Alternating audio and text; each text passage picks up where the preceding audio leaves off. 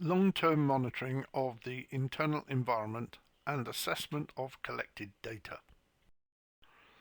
Well, the previous methodology we've just looked at will only give us a snapshot of the conditions at the time of the visit. But frequently the conditions that are responsible for the problem will occur at times other than the time of the actual inspection or survey. It therefore becomes essential to monitor the environment over a period of time to assess the long-term changes in conditions. We can do this by means of specialist data loggers. These are temperature and relative humidity data loggers, and they also record dew point temperature. The data from the logger is presented in this form, and note that the data is in text format.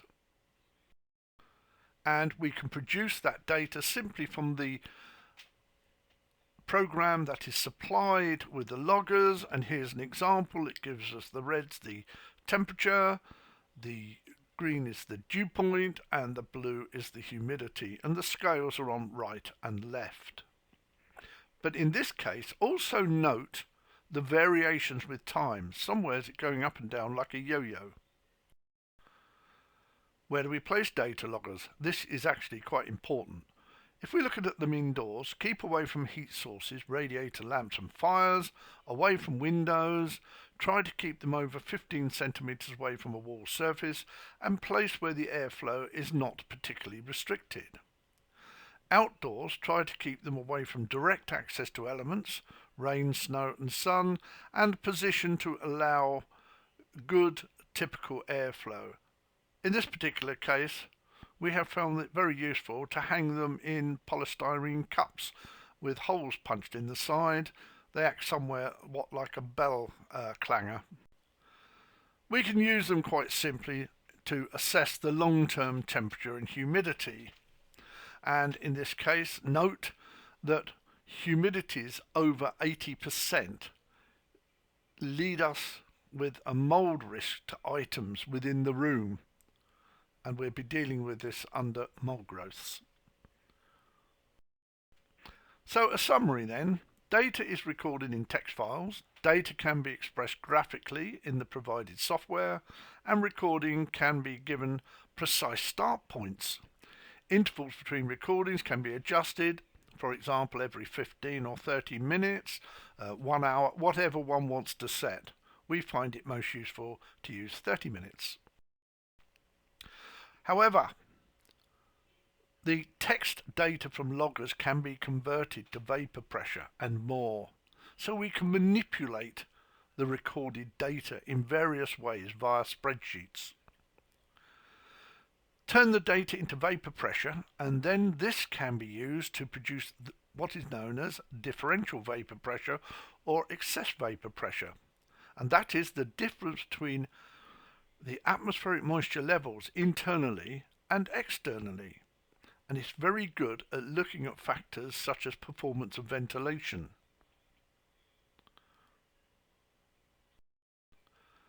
And here's just an example of differential vapor pressure during the summer.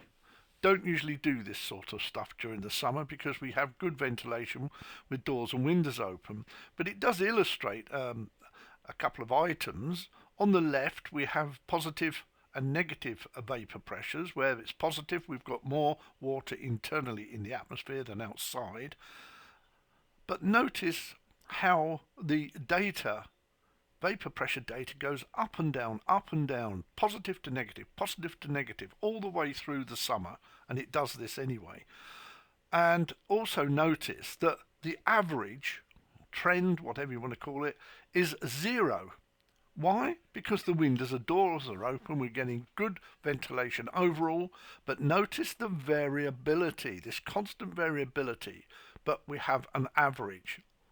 The other interesting point to note is at the right hand side, all of a sudden, or we start getting vapor pressures always in the positive. Why? Because it's getting colder and the doors and windows are starting to be closed. Following monitoring of properties with no known damp problems And considering an internal relative humidity at 20 degrees, a differential vapor pressure of up to an average of around 0.45 to 0.50 kilopascals might be regarded as acceptable during the colder months of the year, but certainly not during the summer. But in looking at this, there may be other factors to be considered. Again, differential vapor pressure during the summer. This was due to poor ventilation. As mentioned earlier, we don't normally look at vapor pressures during the summer because the windows and doors are open and they're not really going to tell us much. But in this case, the client, housing association, had a lot of problems with a tenant claiming the building was damp. So in essence, we were forced to do this for them. And the average expected ventilation in a property in the summer would probably not be much above 0.2 kilopascals, a differential vapor pressure of above 0.2 kilopascals. But look at this lot. They're getting a problem even for winter levels. The ventilation, they just weren't ventilating, the fans never worked in the bathrooms and so forth. But the walls were absolutely bone dry, and all the client was responsible for was indeed the fabric of the. Another one, long-term monitoring, differential vapor pressure. Look what happens. There's a problem when there's occupation. When no occupation, in other words, when they went away for Easter, for example, then we had no problem. The differential vapor pressures dropped to zero. There was no excess internal moisture production. Again, nothing to do with the fabric of the building. It's an occupation problem. Another differential vapor pressure in a flat. Again, you can see the difference between not occupied and occupied. The minute the individuals leave the property, then the problem effectively disappears. You can see that when it was not occupied, shown in green. Rather an interesting one. This is the raw data from a data logger. Relative humidity. The scale is on the left. Temperature scale on the right. Looks interesting, but what was happening in the middle? Got this up and down movement. Nothing really specific about the relative humidity in the lounge or the bedroom. So what was going on? Well, we converted that to differential vapor pressures, and it becomes quite clear something was going on. What would happen? Well, the landlord subsequently reported that there were two areas, or rather two time periods, when the property was not occupied, or rather the flat wasn't occupied. But when the flat was occupied, then we had a significant problem. Again, it was an occupation problem and not dampness within the fabric of the property, as often claimed. Again, influence of the external vapor pressure on internal vapor pressure, and this is quite important. Note this influence. The external vapor pressure drops, so will the internal vapor pressure. We mentioned this again earlier on in one of the previous presentations. But it will drop. The external vapor pressures have a significant part in relation to the total moisture vapor in a building. Effect of subfloor vents on ventilation. It was said that subfloor vents were not effective. So we tried this by measuring things and opening and closing vents. Notice how the differential vapor pressure went up when the vents were closed. Open, it went down. Closed, it went up. Open, down. Closed, up. What was happening? When the vents were closed, there was no ventilation. Pretty obvious. But when it was open, we were getting ventilation, and the moisture-laden air in the subfloor void was being swept out. When they were closed, we were getting additional moisture vapor being added from the room above. Very useful methodology, long-term monitoring.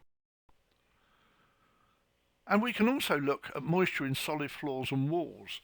And we can do this by using these little hygrometer boxes, and it compares the water vapor emanating from the floor, or we could use it for a wall, with that of the room. We're looking at the different vapor pressures. And indeed, once this is on the floor as a closed hygrometer box with a data logger on top. If the vapor pressure is greater in the floor, i.e. where it's trapped under the box, then the floor is damp. So if the vapor pressure is greater in the floor, then the floor is damp. That is greater than what's in the room. It's quite a good method of checking floors. So then, to summarise, differential vapor pressure can be used as an extremely useful long-term guide to assessing ventilation and moisture production, and in many cases it is essential. A differential vapor pressure of up to around 0.5 kilopascals might be acceptable in living areas. Other data, of course, might be required. External vapor pressure is influenced by external temperature, and therefore internal conditions can be influenced.